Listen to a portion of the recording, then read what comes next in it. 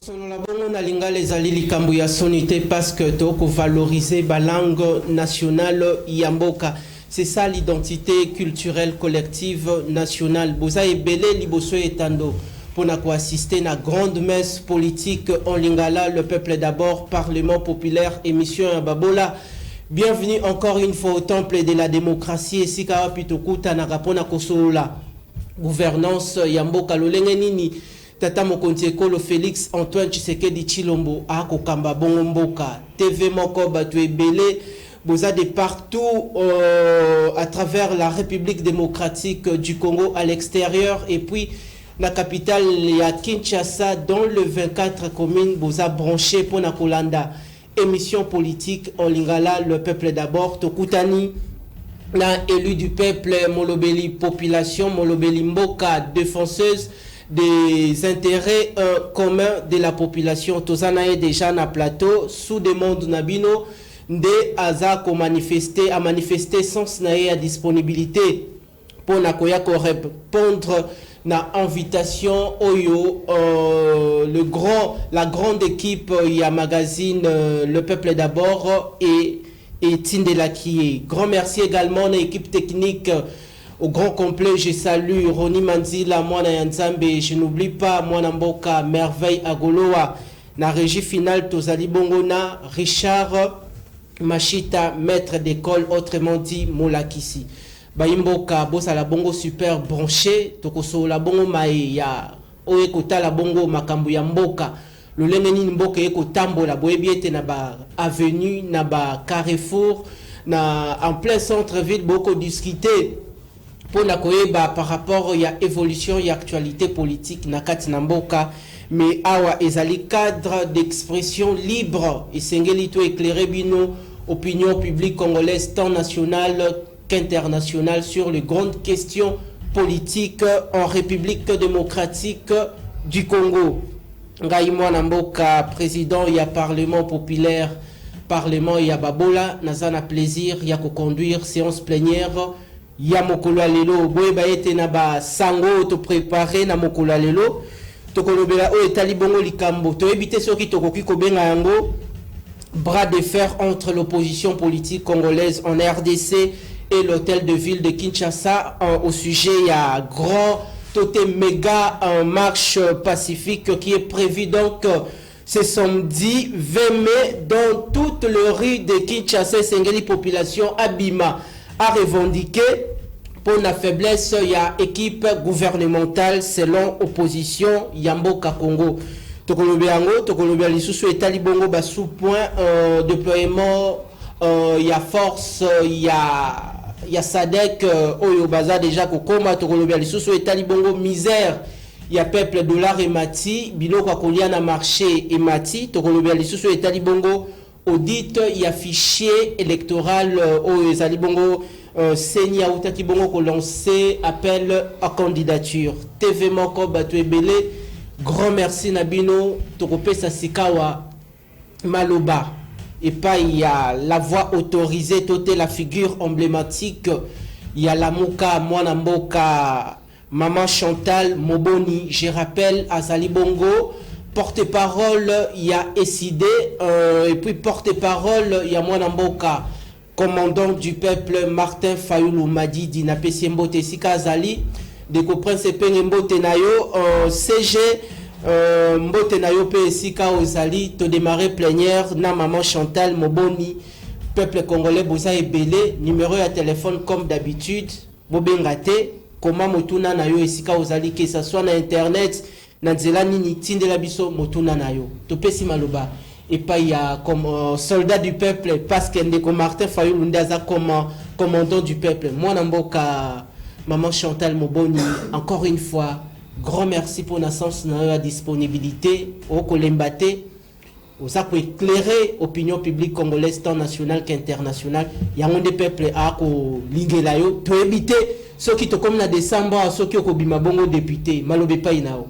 Merci Ndeko mbote mingi merci na invitation merci mbote na baimboka esika nyoso yo bozami nakanisi que baimboka bango moko nde ba décider balobi Maman Chantal esengi lokende kuna po kende lobela biso. Donc bana mwamba nyonso balobi Maman Chantal il faut ozala wana po tolingi mpenza makanisi ozalaka na yango otia yango na service de la nation.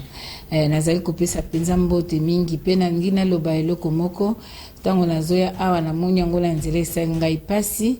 C'est vrai que côté kana balabala eza mabe mbulamatari azali kopekisa kasi tosengeli kotala ete mboka eza mpenza na pasi mingi ke eza kosenga tozala na une police de proximité, une police citoyenne oyo akoyeba mpenza kosolola mpe na baini mboka kotalisa bango danger ya likambo mbulamatari azali kopekisa mpe koyeba komema bango na mwa limemia. Namoni lolenge nini na coin ya Forgeron ce que otali na avenue Saint-Christophe soko uti ndolo ozali kokota na Saint-Christophe lolenge kani la police bamemi bajeune bazali koteka kabine wana mais balobi sikoyo bakomi kokanga nde bato baobotola biloko te mais lolenge oyo bamemi bajeune wana mpe kobwaka bango na mituka esali mpenza pasi. La personne humaine est sacrée, il faut quand même korespecte bato bayibi te batelemi wana bazoteka jeune wana asisi na ista azoteka na kabine mpo mosala eza te. Ntango mbulamatari alobi ete esengeli ateka na balabala te la police esengeli asola na ye amema ye mpe na ndenge ya oyo soki mobeko esengi ke bakanga moto mpo azoteka na balabala mpo nayebi lwa wana te. Alors esengeli mpe koyeba lolenge nini ya komema moto liboso ya nani ya OPJ pona koyeba kosamba kotosa quand même la personne humaine. Lolenge bakomema jeune wana lelo na coin ya Forgeron esali pasi mingi na motema. Lolenge bakomema ba mama ya basi wana basi baza komema bango d'une manière pas élégante pe bakobutia bango na mituka bafandisi bango na se bango bako kokotia makolo na bato ezosala mwa pasi yango mpe ato kosenga lisusu kaka ete esengeli mpenza mbulamatari ata ya likambo wana mpe le général provincial ya la police ayeba mpenza komema lisusu mwa mateya ebele mpona kotalisa ya police na biso ete mosala na ye ezali kobatela peuple na biloko na bango. Soki moto akoyi na mbeba ezali na lolenge oyo bamemaka ye liboso ya OPJ mpo ayeba kosamba mais ezali te na lolenge ya kobenda moto ondire moyibi ondire bakangi M23 to elamba ya moto ekata na balabala kotindika mama mobimba. Donc esali mpenza pasi makasi. Merci Nayo, Maman Chantal. Je crois, population Boza, de partout, vous êtes en train de nous suivre. Excellentes conditions télévisuelles sur nos antennes. Nous sommes présentement sur TNT en clair, Bluesat, canal 50. Toza Bongo na Maman Chantal. De to démarrer naie plénière, Yamokula Lelo. Émission Lelo, vous allez bien organiser une émission pédagogique pour éclairer nos populations. Maman Chantal, motuna nanga ya liboso ezali avant to simba ba sujet mususu balobi soki ozali supporter okotala bongo match ko betama okozala na culture wana ya ko critiquer mais yo moko soko za mobeti ndembo soko koti na terrain mususu pe koki ozala fois lelo olingi ozana makanisi ya ko mema charge ya bana ya mwamba pour nous ala défenseuse na bango ba intérêt na bango lokola cahier de charge na bango okende ko présenter yango na parlement kotala ba oyo population atinda kikuna musala o basali na musalo ba ko continuer ko sala. Est-ce que Maman Chantal okozala à mesure toté à la taille ya kokumba fardeau oyo toté charge oyo? Merci Ndeko esengena nko boye tozana mboka moko toana lac Tanganyika ezana 3 couches ya mbisi. Troisième couche dans le basimba ngote. Mbisi eze belé, eza le plus poissonné. Mais toi que le mbisi na Namibie. Tous en a 80 millions de terres arables, tous en a 4 millions de terres irrigables. Tous en a diversité avec climat le lingi nyonso. Mais tous en a kokindiko comme sango na Zambie.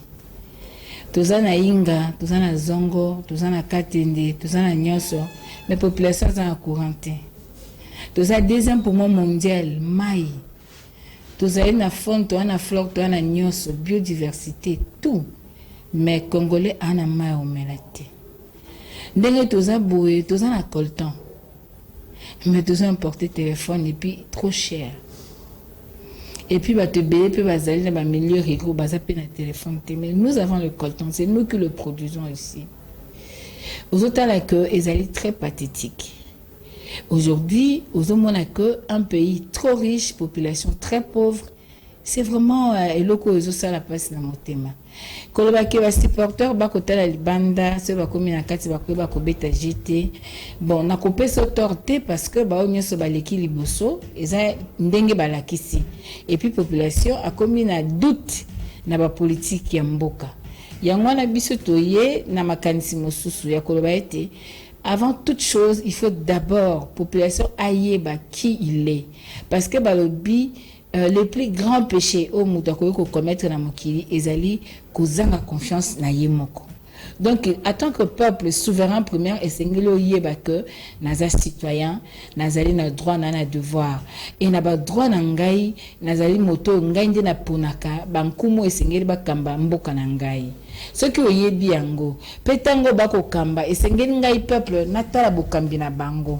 Ce qui peut bakambi mabe esengeli ka na ngai peuple na sanctionner bango esengeli pe na ngai peuple na lobe tete yosuki sa mosusu pe ana makanisi na ye atia pona nini eza lopango ya famille moi moko tout est là tolote liboso moto engagé lopango ya famille sengaka conseil de famille to désigner liquidateur de la sima akomi ko engagé libota mobimba koloba biso parlement oyo tozali komona lelo ezali parlement oyo ezali penza kopesa mboka lokumu te ezali parlement oyo bato baza kuna bakolakisa ba diplôme ba doctorant banani bakoloba no nyonso mais en réalité baza au service du peuple te parce que ezali na parlement oyo aden nango euti nano na tricherie électorale parce qu'il y a des députés nommés Hollanda qui moko bande kwa IDPS ndenge balobaka yango majorité artificielle mais au-delà d'être artificielle et comme sous des transhumance parce que ayé na palissade et na $15,000 bato ba changer appartenance politique na bango pendant la législature pour être au service il y a pouvoir oyo et ngi ko va être parlement ou les ala pour le peuple et comme qu'est sa résonance il y a pouvoir nyoso pouvoir ko lobande ba ko sala yango moni bango nga na benga bango ba chouchou ya régime parce que baza ko pesa bango mbongo baza ko s'occuper na bango correctement au détriment ya bagane petit alors na parlement le lenge boy peuple a causé de l'autre côté yango ko senga nini e ko senga penza makanisi mosusu eya eza ko senga nini to changer classe politique Otobaka, to rajeunir classe politique. Et la classe politique est qu'on change na kolobake, longola mutu à 40 ans, tia mutu à 20 ans, longola mutu à 60 ans, tia à 30 ans. Otozali kolobake, changement à la classe politique, ça passe par la mentalité, ça passe par la culture, ça passe par le patriotisme, le civisme, la citoyenneté. On a besoin, dans le Parlement, on a 500 citoyens. On n'a pas besoin d'avoir 500 personnes, mais on a besoin d'avoir 500 citoyens. Parce que citoyens de Ayebi, que oza par nangai, oza par à l'État. Citoyens de Ayebi, naiki kosa nini awa. Citoyens de Ayebi, me eloko nini monani mobeko epesinga ndingisa ya kosala pe eloko nini epesinga ndingisa ya kosala te. Citoyen de Ayebi et pas une liberté nangai kosuka pe ya moninga ekobanda.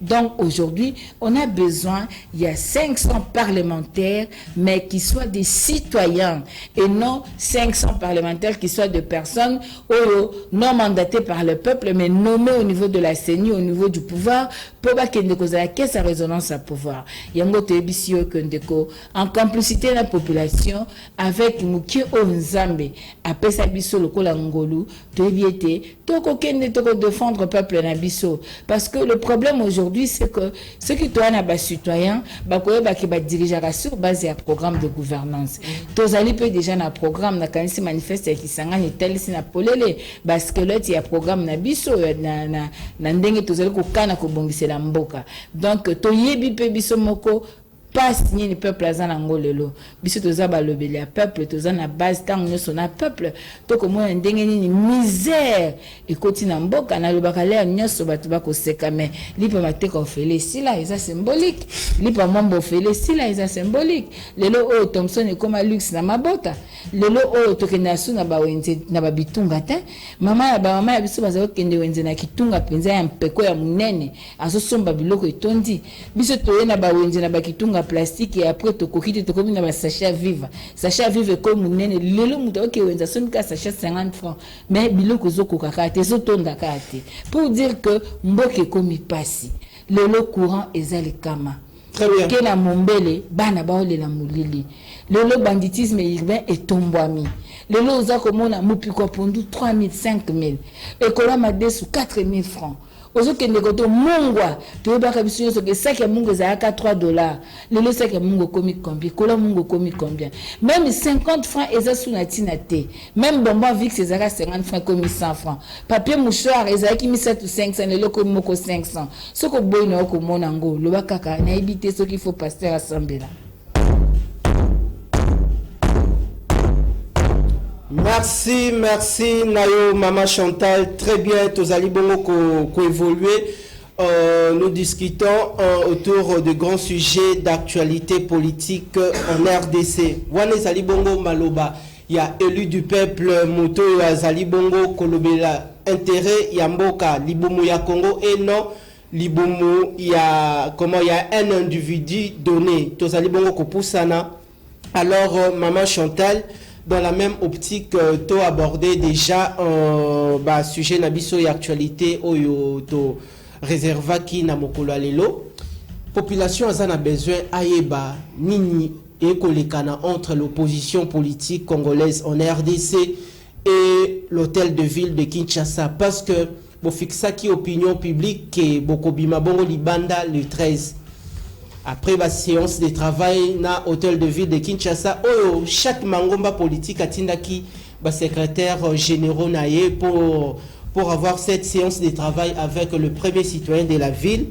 Tu éviter ce qui ba secrétaire général bazonga ki na état-major ya opposition pour na koya couper sa bango malobaki. Oui, la marche est renvoyée le 18 mais tolali tolamuki boye bo se réunir na Faden pona ko beta shiti ya sima pona bota activité na bino le samedi 20 mai à Kinshasa oyo Congomani nyonso tout que ça soit na capitale ya Kinshasa na ba province et puis de l'extérieur du pays ba ebike mokolo ya samedi 20 mai et sengeli mutu nyonso tout abima c'est que les nini koki ko panze la population o a kota la biso ya liboso sengeli koyeba que tango ba institution mboka et comme ba plateforme électorale et se transformer en plateforme politique ils alaka bongo koloba que parce que nous on est très vigilants par rapport à la sémantique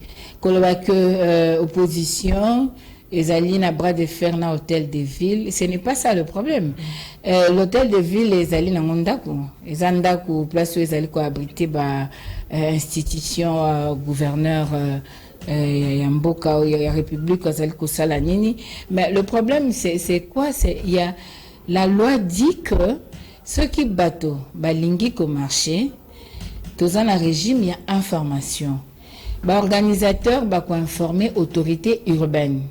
Donc c'est pas l'hôtel de ville, c'est pas l'hôtel de ville, ce qui n'est l'hôtel de ville, nous informons l'autorité urbaine, c'est ce que dit la loi, en l'occurrence le gouverneur de la ville. Mais qu'est-ce que nous avons remarqué? Nous avons remarqué que nous n'avons pas affaire à l'autorité urbaine, mais plutôt on a affaire à l'union sacrée. Parce qu'aujourd'hui nous avons l'impression que bateau bazali ko exercer na institution ya mboka balati plus kazaka ya bateau ya union sacrée que kazaka ya institution comme telle oyo ezali habilité ya ko recevoir ba correspondance ya ba organisateur à ba marche. C'est ça la grande question et c'est ça le danger pour la République. Yango moni même professeur Mbata en 2017 alobaki ke atangisa droit atambola mikili nyonso atikala komona te sika nini ba institution mboka s'est transformée en plateforme politique ou électorale. Mais lelo je crois que Yemoko aza professeur akosala auto-examen na akomi pe sa réponse. Donc c'est ça, c'est plutôt l'union sacrée face à l'opposition. Ce n'est pas l'autorité urbaine. Ce n'est pas l'union sacrée. Ce n'est pas, non, mais lui c'est l'incarnation de l'union sacrée. Parce qu'on n'a pas vu quelque part un gouverneur qui démobilise pour la marche de l'opposition. Ça ne se fait jamais. Vous avez vu dans les réseaux sociaux beaucoup de vidéos et consorts. Je pense que les lots, ce qu'il faut dire au peuple, c'est que un peuple se libère, un peuple se prend en charge. Il n'est pas question à l'hôtel de ville de nous donner date à marche nabiso. Lui ne nous organise pas en tant qu'opposition. Lui, il est du pouvoir, il agit comme membre de l'ICN et il voit les intérêts politiques de son appartenance plutôt que de prendre la peau de l'autorité urbaine et d'agir comme tel. Aujourd'hui, est-ce qu'il est de la compétence, il y a gouverneur à reporter marche au hasard organisateur? Ça, c'est la première entorse. Il ne peut pas reporter.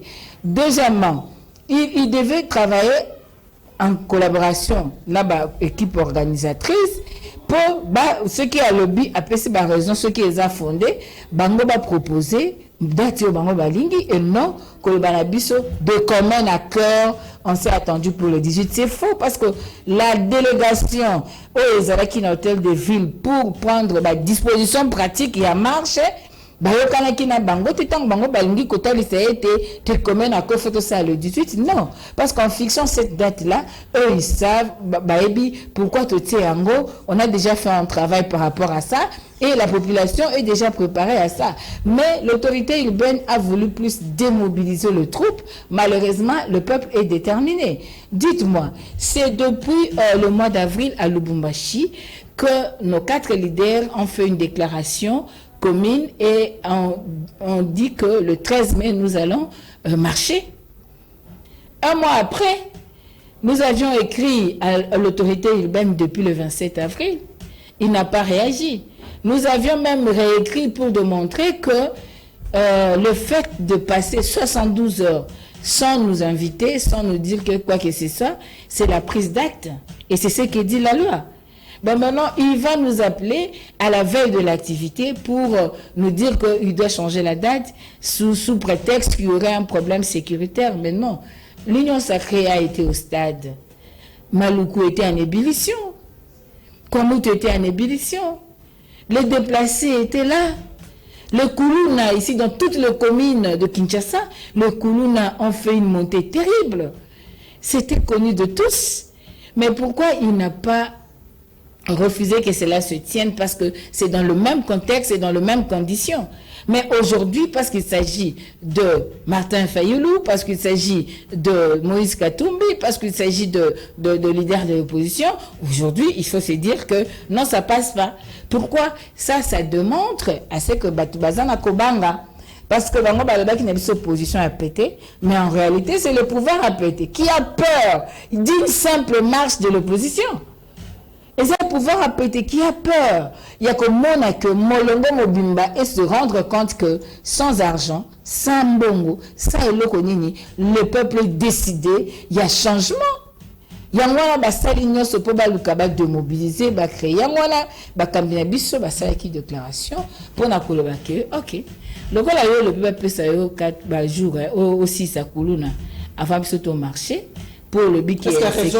Ils ont avancé beaucoup plus. C'est ça il y a aussi d'autres raisons. Mais sécurité, une des raisons, il y a Fandeli. Pourtant, c'est dans le même contexte. C'est dans le même contexte. Na Union Sacrée Salaki.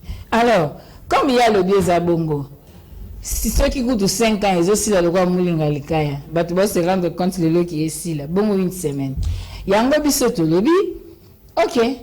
Le col ashi sabakulu na nenyo so banga batina babalabala po baluka ko boma ko iba se ko sala nini loko ni ba mo ba ebe loko banga basala biso to marcher le 20 mai parce que to sengeli to libérer mboka et sengeli to le mala misère et les kin de kona uti ko loba awa insécurité et les qui le o ndo kona ngai tala lo lenge nini Seigneur eza ko créer ba auditeur nango bango moko ba former bango ba recruter batuna bango ba former bango po ba bimisa bino kombo mo ba lobi ba yo sala audit externe na Seigneur aboye ba enrôler ba mineur batu bazui ba kit électoraux ba député à l'union sacrée ba kuti bango na ba biloko wana ba carte monnayage ya makambo belé batu baza ko s'enrôler plus de temps de fois papa toko kende élection malamu lenge wana Torokende l'élection. Yango tolobi que peuple congolais samedi ekufélité. Il faut tout même bango tina suka. Et koyeba na siko banani baza ya pété. Donc samedi biso nyonso même itinéraire. Tokuta super lemba. Bana mwamba. Tokuta super lemba. Bana matete, bana ngaba, bana livulu, bana intendance, bana mushetu, bana ya unikin, bana biso nyonso IEC, Beaux-Arts, tout koza na nywana. Pour mususu ezali na sakombi, tokuta na biso nyonso. To lakisa que souffrance eleki. To lakisa que to boy moyibi ya maponomi. To lakisa que insécurité eleki. Yango moni biso samedi tozana balabala. Mwana mboka, soko zolia bien. Ce que moni ki mkiliza ya obonga. Fanta na yo. Mais biso yo bagan petit. Biso to souffrir. Batu ba comment souffrir pour nous lipa. Même Bible le dit que nandaka boya eli pesangati. Mais comment les gens commencent à gêner pour avoir du pain? Comment tu as témoigné dans l'église pour bailler balier fufuna pondu? Comment tu as témoigné pour la salle une semaine na omela ma lobo le nzamba pienga soso? Est-ce que c'est normal? Merci élu du peuple population beaucoup landa maman Chantal ndenge azako éclairer bino azako sensibiliser bino pour na boya ko répondre activement à cette grande activité Sengeli population abima pour na ko revendiquer pour des problèmes sociaux. Mais maman Chantal Kotoyo nazana moi deux petites questions au ko ramasser en gros à la foulée. Motuna nanga ya liboso ezali. À l'heure actuelle, quelle ambiance ni ezako régner entre les quatre leaders de l'opposition politique congolaise? Est-ce que sérénité ezali bazana esprit ezali solidaire ba ko travailler na solidarité pour une réussite totale ya activité wana motuna ya mibale ezali parce que opposition bokoloba bozana na mboka tozana régime ya information, cela veut dire que ceux qui ont informé, il vous suffit juste d'informer et non d'attendre l'autorisation. Est-ce que Jean-Tiningo Bilambaka, gouverneur de la ville de Kinshasa, et si Kazali, Botindela qui est correspondance pour la Koyebisaye, qui est Bisotoboy le 18, Bimabongo samedi le 20 pour la Totamboy? Merci, je crois que biso totambola na lokutate on a une déclaration ba leader ou tu ko salema na point de presse na de la OK balobaki bien kaka sikoyo batindaki ba secrétaire généraux bakende ko déposer lettre pour que eza susuteo likambia soki nini donc lettre kendaki déjà pour dire aujourd'hui que tout na ambiance ni za ko régner. OK batu omoni batu balobi soko tangi déclaration à Lubumbashi, c'est-à-dire que ils ont dit considérant la croissance et misère à peuple, c'est-à-dire bango nyoso ba moni ba fait moko, c'est ça de fait. Ezali te ke na bato ba jalelo ba beya na bango ko kota na conscience. Ils partagent tous la même. Le problème ezali ba moni misère à peuple. Est-ce que lelo pona oloba ke pondo mati ese na caméra lelo est-ce que bana baliaka sous deux fois na bandako? C'est comme militi na tongo tikutu ezara sute koma khare eza bandako otanga et comme mingi bidorma ngala moni na télévision na ya ndeko chaîne na magazine moko ya muninga na bino ndenge ni batu baza ko tia bikedi ndenge baza ko salango tout ça bikedi bako melela na tina tongo donc bazo melela ngo na tia rouge nambo oh là là tout mona batu bazo kende bakena libongo non ko somba bambisi me ko lokota bambisi ebuka na kawana basali poussière batie na wenze baoteka na bagobelet, c'est-à-dire soko lamba matembele sopanga ta na kati mwa poussière wana et puis ntunga neti ochembisi dans un pays où il y a un lac le plus poissonné. Papa, vous trouvez ça normal?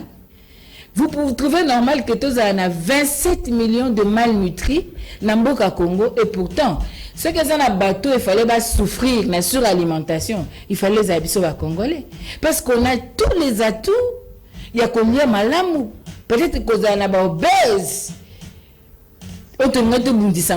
parce que c'est pas aussi recommandé pour la santé, mais aux hommes que tous en mboka batu bazoko fandenzala.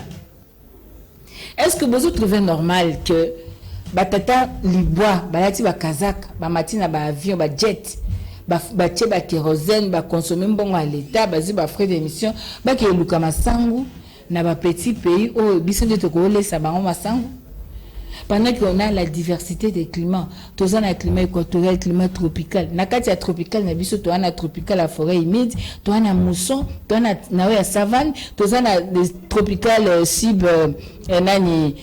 subtropical, tous on a climat oyo ezali ko permettre biso to lo na milona nyonso. C'est-à-dire ceux qui ba Congo tindiki na saison na ye, tant ya ba Congo ko sila ya bandundu ko ya. Tant ya bandundu ko sila ya kasa ezoko ya. Tant ya kasa ezo sila ya kisangani ezako ya. C'est-à-dire nous sommes abondamment bénis. Mais il y a un problème d'homme. Donc, est-ce que pour ne pas à Congo, et c'est un caméra? Non, yango. Situation sécuritaire. Aujourd'hui, même dans les milieux urbains, aujourd'hui, on a une insécurité zali. Aujourd'hui, même na Okatanga, ndenge sécurité zali.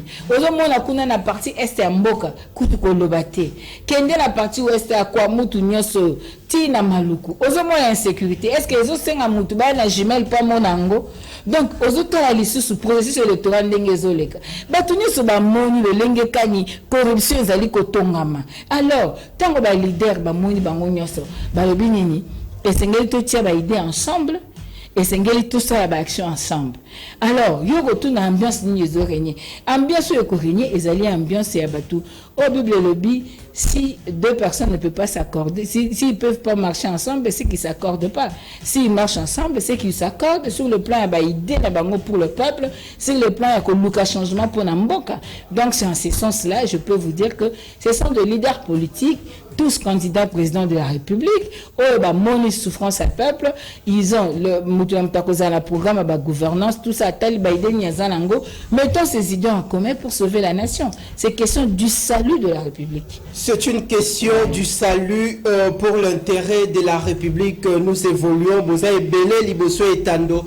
Tuzana maman Chantal. Alors maman Chantal motuna nangai ekepena deux ongles. Ongle liboso ezali.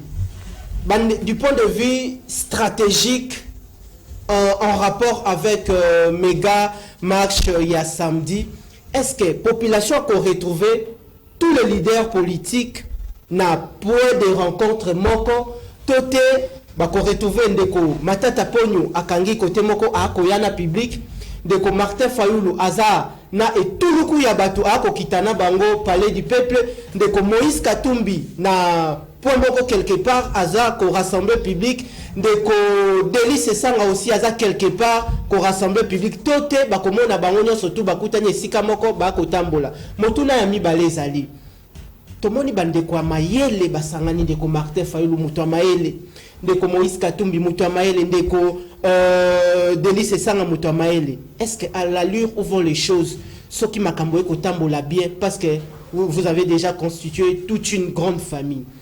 Est-ce que la population azela a une candidature commune? Merci Ndeko. La première question que ça relève de la stratégie.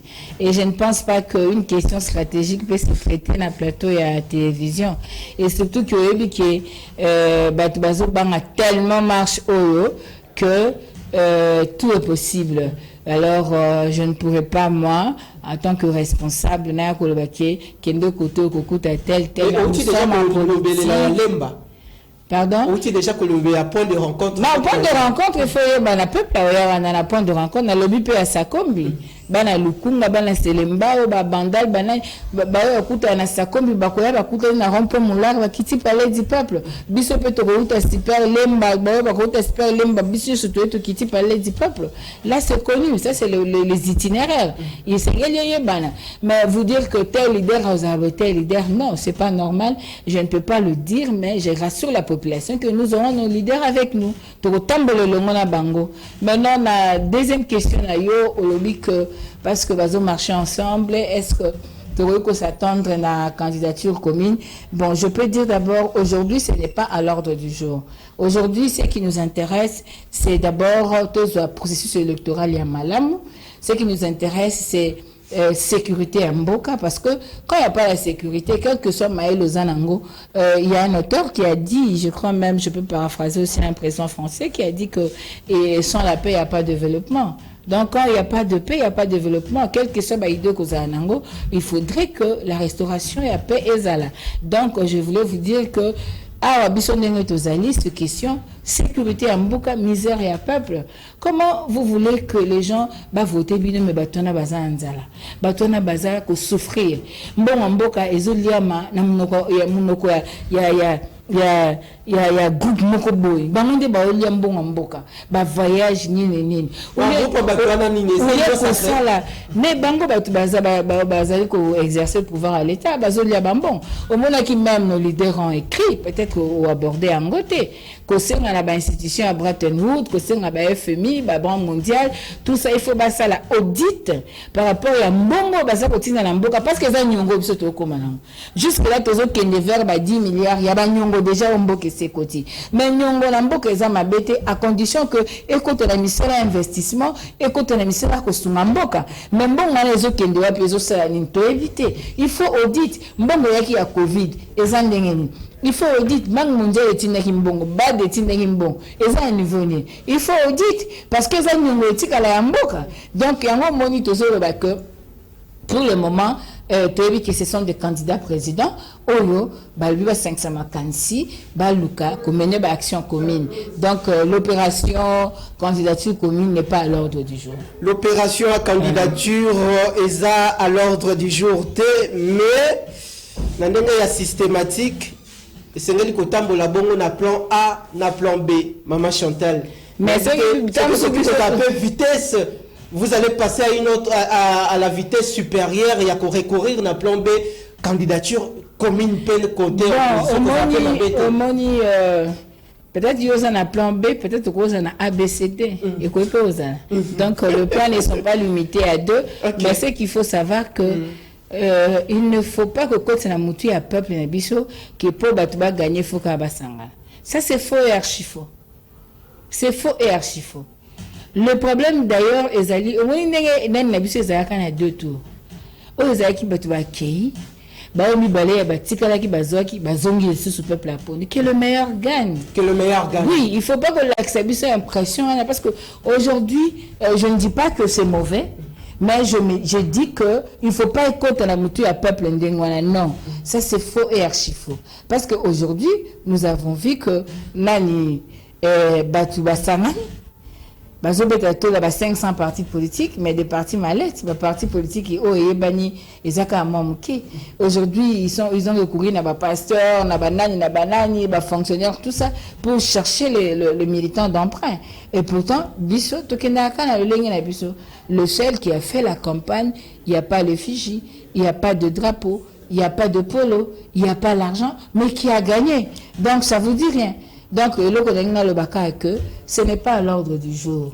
Donc, au moment opportun, si ça sera à l'ordre du jour, tout le cas, tout la population a biso, parce que vous te reconnaîtra beaucoup de peuple et te lingara yé aye bamakambutozo sala.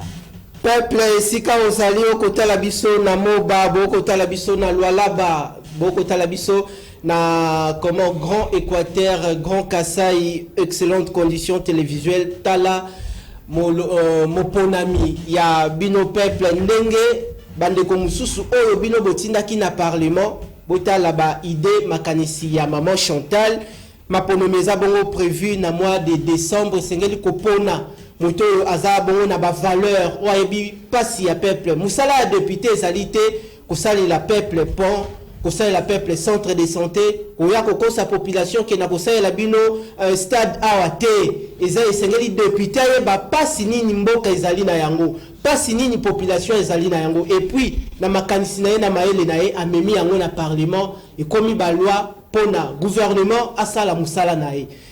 Maman Chantal Azana au devant de la scène, je crois beaucoup pour nae bongo na mois de décembre, tout ça dans la période il y a campagne té, tokozonga bongo na ngambu ya régie, pour na tomo na bongo milulu et les kanaki bongo na Faden house na Gombe, total la bongo communication il y a opposition tolandi et puis tokozonga pour na to beta ba missile mususu Maman Chantal abimisa biloko musu abombaki matondo na bino.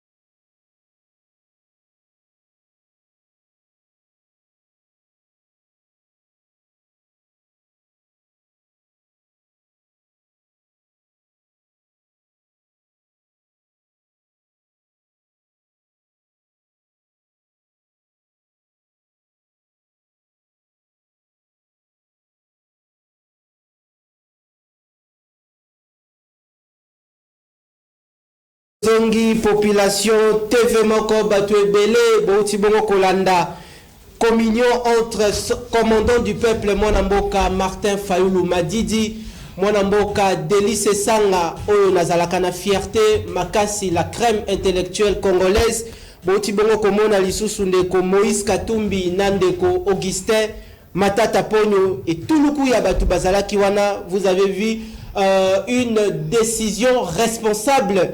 Il y a bureau politique, il y a opposition. Mais Maman Chantal, il y a aussi une curiosité.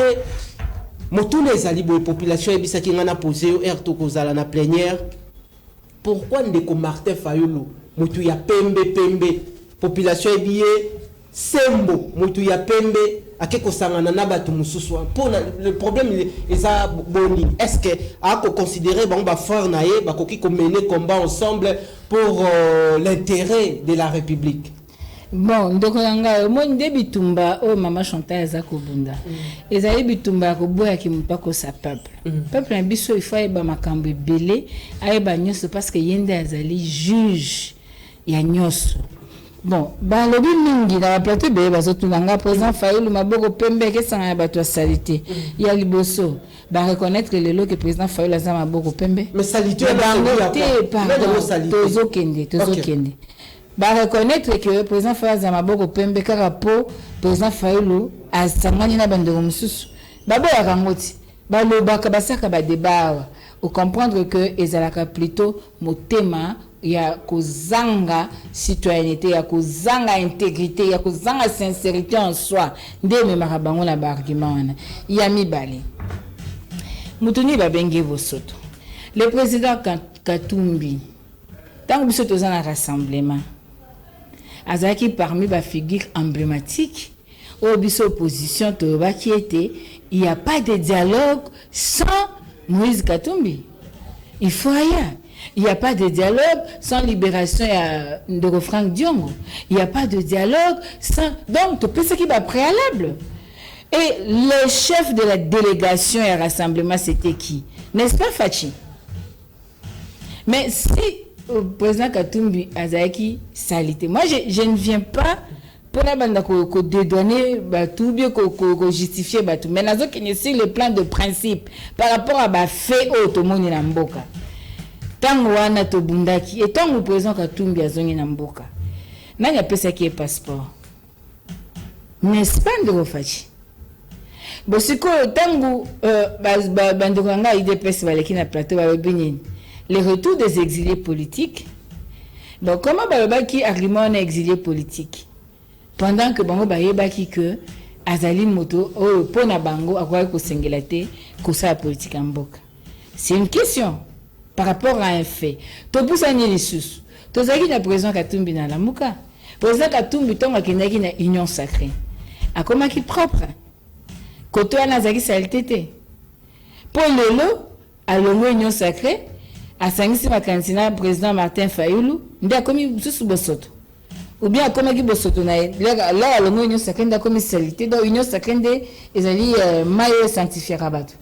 Au bénit il y a sanctification et pas batu ba 32 millions ya SNEL bazali batu bambonga 100 jours batu ya makambukili kili na ndiko kota na ba débat ba individuité. Non, ça c'est un faux débat. Alors dis-moi le président c'est Sanga, au hasard rebelle, c'est là. Est-ce que Eza debout pendant que nous avons le président Jean-Pierre Bemba, Azaki chef ya guerre, Aza ministre de la défense, Lélo Namboka, Aza na union sacrée. Est-ce que Eza na sens to lo bela biloko ana? Ndeko Augustin Matata Ponyo. Ndeko Augustin Matata Ponyo. Il ne faut pas nous transformer en justice, Ndeko Nangai.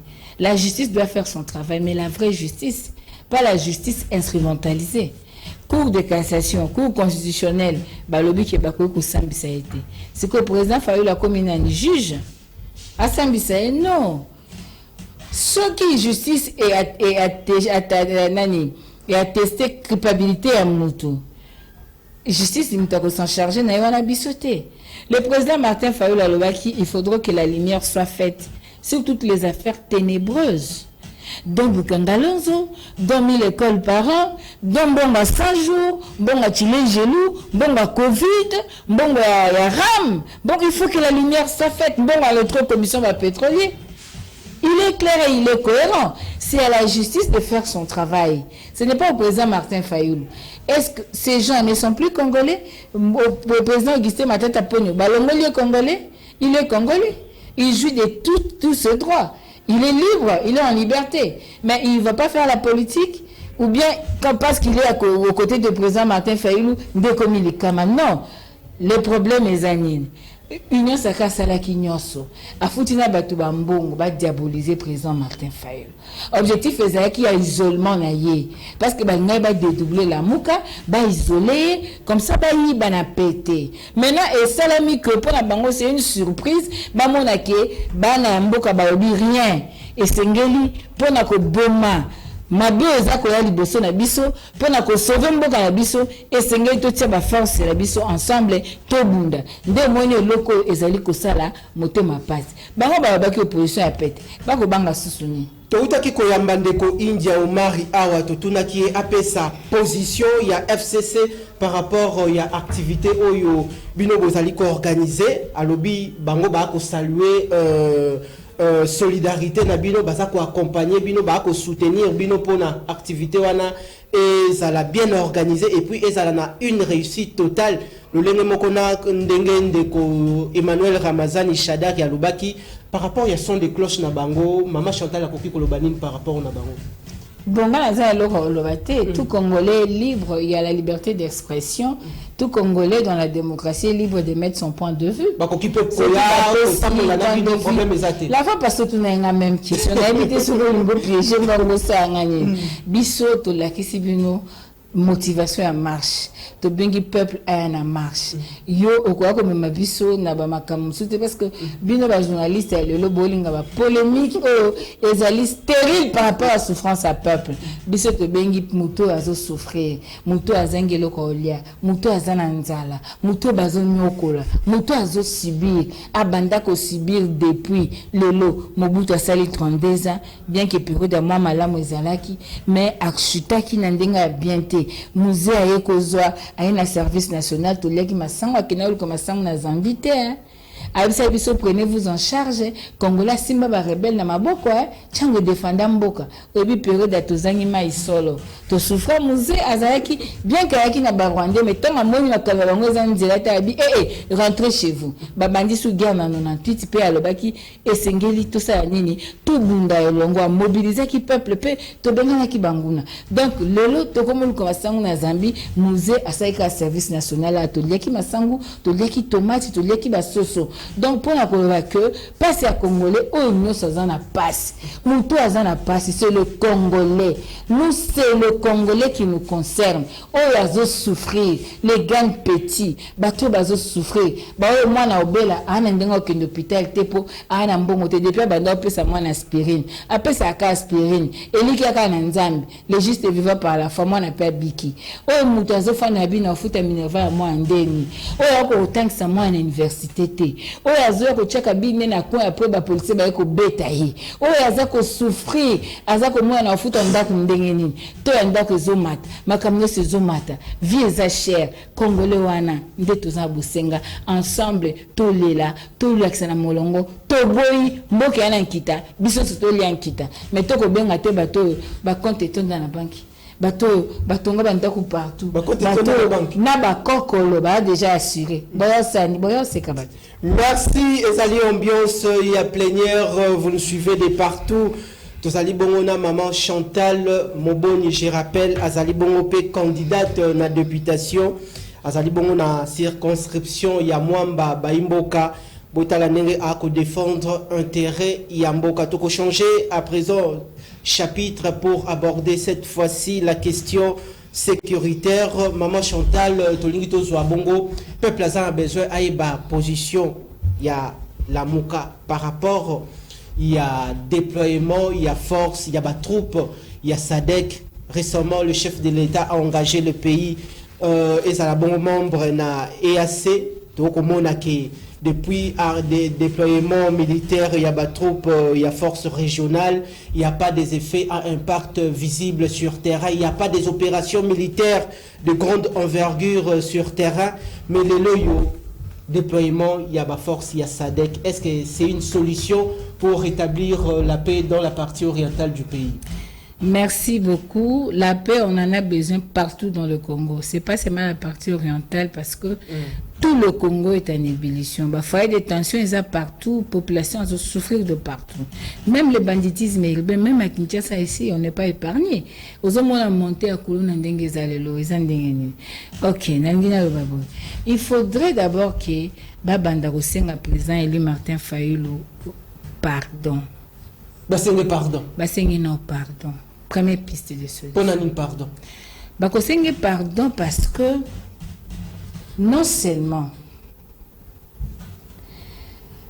Baboya qui goto sa volonté à peuple, malgré cela, après ça qu'il y a un plan de sortie de crise. Dans le plan de sortie de crise à l'obli, tout ça la réforme, il y a nos services de défense et sécurité. Après, tout kutana ba parti prenant tout sur la pona mboka na biso ba bié eta chômé wazangi musala tala eni oyo ba fingi c'était pas aussi ba bengi biso bandoki atika kité tokobi lisusu tanga moni ndoko Félix aki Rwanda alobiete makambo to komona na est eza ba effet collatéraux mokolo akena ko gumba mena ba mort rwandais soit disant génocide à Rwanda. Président Martin Fayulu a dit Kagame n'est pas ton frère. Kagame c'est l'agresseur du Congo. Sans réparation, au Congo c'est un camarade de Namoto en athée. Balobi Fayulu aza aîné. Ba memaye na CNPP. Ba fingi endoki. Tomoni Kagame a un stade de martyr. Na tapis rouge. Président Fayulu a commis le sous. Alobi non. Ndeko na ngai fachi. Oyo aza ndeko na yo te. Babengi ene. Tomoni lisusu bakei balobi to mutualiser ba force. Bana goma batelemi balobi toboyi. Balobi police rwandaise et mutualiser balobi toboyi. Basali rwandais.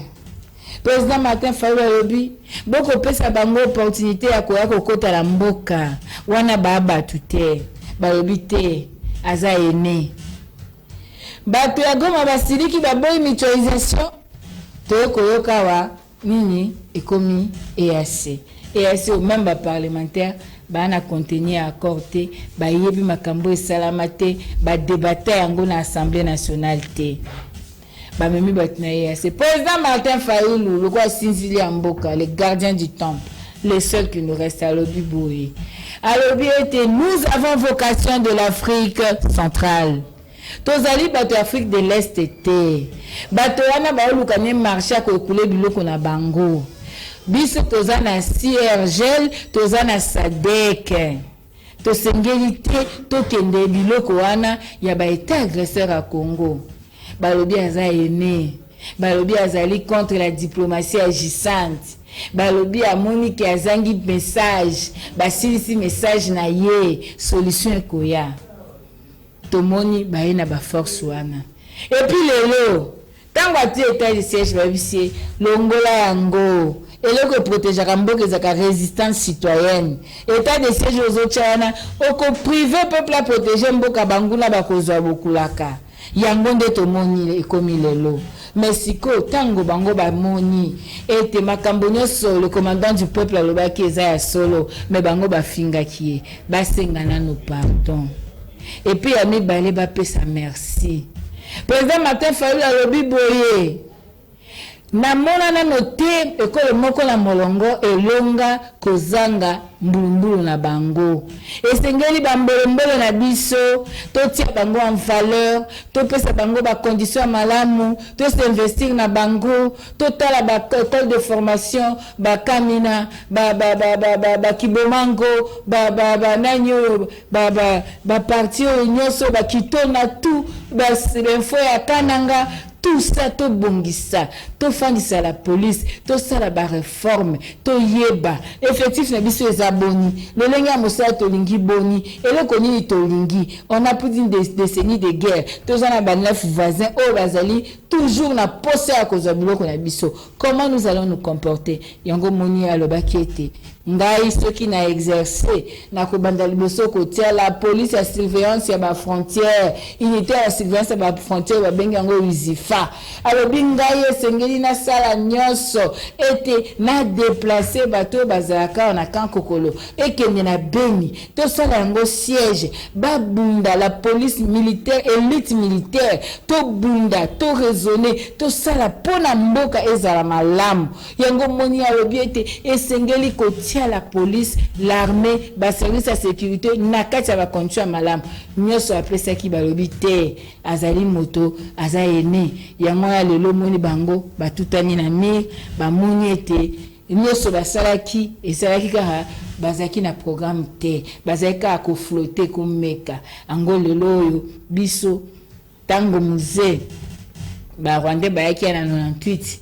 Bato ba yaki osunga fezaki sadekiti. Ezaki sadek ba angolais ba zimbabwéen ba namibien ba yaki ba kosunga biso pe batona ba kendaki libanda. Donc nous on n'a pas vocation de l'Afrique de l'Est, ce sont les agresseurs du Congo.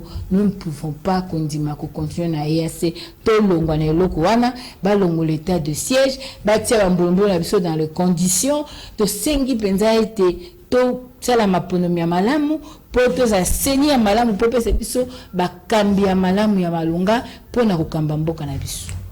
Grand merci Nabino population TV moko bato ebele bozalaki liboso etando pona kolanda makanisi ya Maman Chantal. Je crois en rapport avec méga activité ya marche prévue ce samedi 20 mai à Kinshasa. Nous allons organiser un plateau spécial na ba membre nyo surtout ya état-major, il y a 4 partis politiques mokolo ya vendredi. Émission n'est qu'aux allons direct à partir il y a 16h vendredi. Je crois Maman Chantal Olamba comment communication déjà wana mokolo ya vendredi tozana besoin na bino à partir il y a 16h juste au démarrer.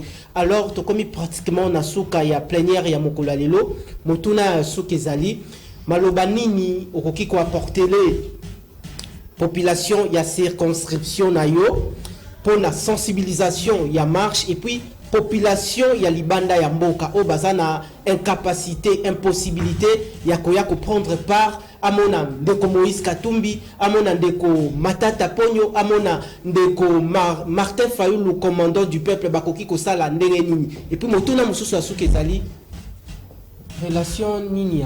Est-ce que la relation est bien actuellement entre mon amboka Martin Fayulu na Ndekonaye Adolphe Muzitu Mfumuti? N'habité yo penza. Merci. Ce sont de Congolais. Ce sont de Congolais. Nakanisi politique, nos divergences politiques, c'est pas l'inimitié.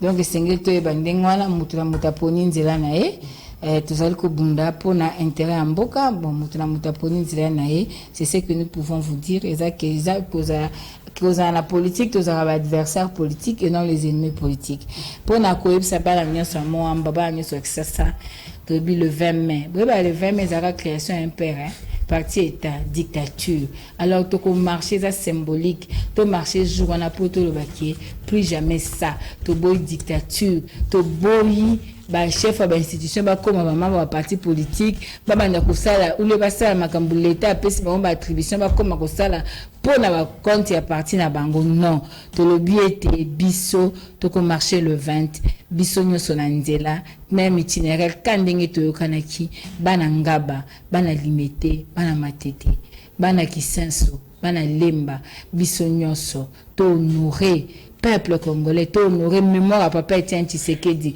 Papa Etienne alobaki le peuple d'abord, mais le oyo, ezali moi et mes amis d'abord, moi et ma famille d'abord, le peuple est délaissé, to marcher pour honorer mémoire à Papa Etienne, nous continuons la lutte, même si Bundaki na bango pendant plus de 37 ans, embrasser pouvoir, exercer ango, le lenge kaka ndeko Kabila salaka. Donc copier penza makamnyo so le kaka tango ndeko Kabila, yango nde bango ba ko sala changement zate, yango sengeli biso nyonso to marché, biso nyonso to zalawana pona ko laksa molongo mobimba.